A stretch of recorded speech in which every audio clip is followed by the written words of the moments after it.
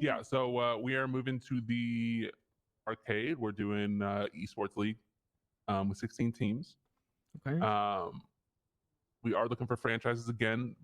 As a previous, franchise owner for P1, I sort of wanted to talk to you, gauge interest as well as sort of questions, comments, concerns that you might have. Get cash again. Have you played the arcade much? Yeah, recently I've been playing it a lot more. What's your opinion on like the whole right hand peeking scene? Oh, it's annoying as fuck. The RHPers. Yeah, it's annoying as fuck. Is there any way around it? I'm not sophisticated Aside enough from to know. babysitting. I'm not sophisticated. Like, I don't have a sophisticated understanding to know if there is a way around it. If you were a franchise owner, would you go into it knowing, hey, yeah, it's the arcade game, I know how it works, and I know right hand peeking's a thing, and that's just how it is? Or would that be something that would deter you from wanting to do it? Oh, I know how it is, so I'm apathetic to it. And to be honest, anybody who would compete in that space would likely be somebody who took advantage of that. Right? Yeah. If it was going to be semi-competitive or competitive. Mm-hmm. So the way that we're going to do it is going to be a draft system. So it's not going to just be like how you were able to pick your drivers for P1. Okay. There's going to be a pool of, maybe like 500 or so gamers. And then you would pick 8 of them to be on your team in a one round draft or 1 round at a time draft, just like the NBA and shit like that. Yeah. That's something you think you might be interested in? Yeah. How's pick order decided in that? It's going to be randomized. Okay. Yeah, I'd be interested. So we're looking at right now a franchise fee of $4 million, so it is a lot less from the P1 side of things. Yeah. There is going to be don't have to put $4 million in a 6-week season, and then a playoff after that with the top 4 teams. We're looking at 16 teams, 4 divisions. Okay. With guaranteed money in the playoffs, as well as weekly, a way to make money weekly as well in merge sales. Actual merch sales, not like fucking like $2,000 here and there, like, tens to hundreds of thousands, maybe even millions per week, depending on how your team's doing and how you manage your team. Okay. There's going to be a little aspect of the management side where you're able to control your merch sales and whatnot. So that might be lucrative. It might, be stagnant, or it might be, just okay. All right. So I have a question. With P1, it was very clear to me that, maybe the top 3 teams in the league would make money and everyone else would lose. This is not like that. Okay. All right. This has a way for, potentially, maybe everyone just walks out with their, if like there is a possibility that everyone just walked out with how much they potentially came in with. I don't see that happening, obviously. Yeah.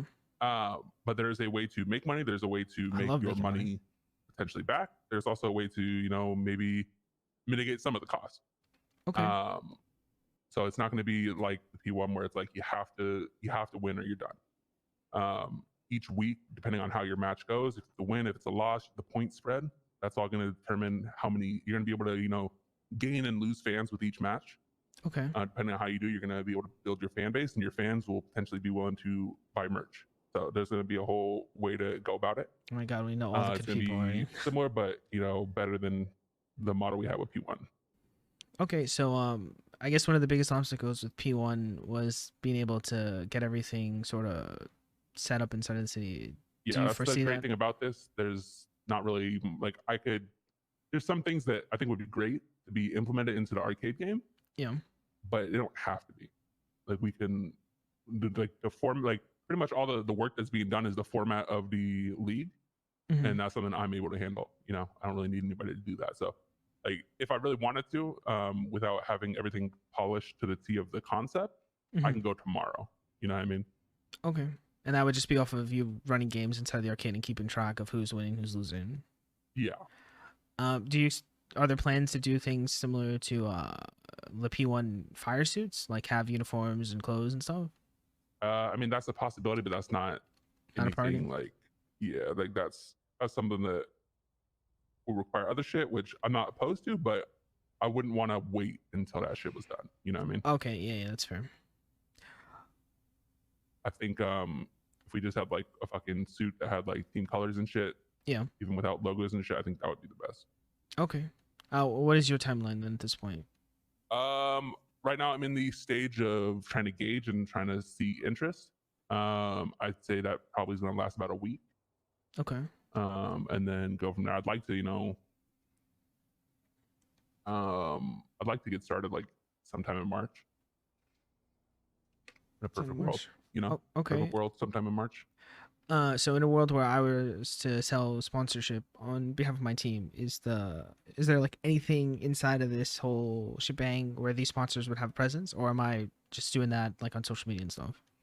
As of right now, that would be something on social media. I mean, it's something that could be, potentially mentioned in like the broadcast. We're probably going to partner up with Siren Radio and do like a sports casting on it. Okay.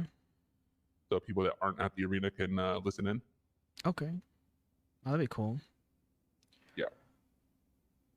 But it would be, like the strawberry, like we're gonna do it based on districts in the city. So like Gulag is on Strawberry or in the Strawberry area. Yeah. So like you'd be the Strawberry something or others, Oh, okay, so we're not naming our city teams. you're in. Yeah, I mean you're gonna name your team, but I want it to be based on the city that you're in. Okay. So you know what I mean? In a world where I did my own thing, my Kevin Reming thing versus GG, where would that be based? I'd like it to still be based off of a resident or a business of like an area. So like where do you live?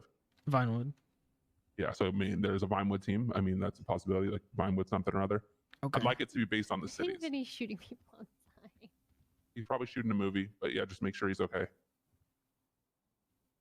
Versions. But yeah, I mean jerseys, like if sponsors could be on jerseys and shit, like that could be a thing. But that's a much bigger ask, Yeah, I mean, to be honest, I think after P1, I think doing it in a way where people can see things in motion before like the wait, I think it's just gonna go further. And yeah, I'm 100% down. The component of like fans and money and all that stuff, that's something that someone has to work on, right? That's not no, I already got it. Oh, it's already that's shit outside of that. I just got, I've already, developed the market. I've already done the research, development, all that shit, to know like what these locals and shit are willing to pay. Okay. Damn. I already got that all set in motion. All right. Well, fuck it. Let me know when the first round of contracts go up. And yeah, to clarify, you said so the team would have to be based in a region, and then that team can have a name independent of that region. Or on top of so like region. if let's just say that you were doing it with Gulag, like Enterprise Gulag gas station, whatever the fuck it is. Yeah. If you look on the GPS where Gulag is, it's in Strawberry. Like the bottom left shows what city you're in. Yeah. So that's in the city of Strawberry.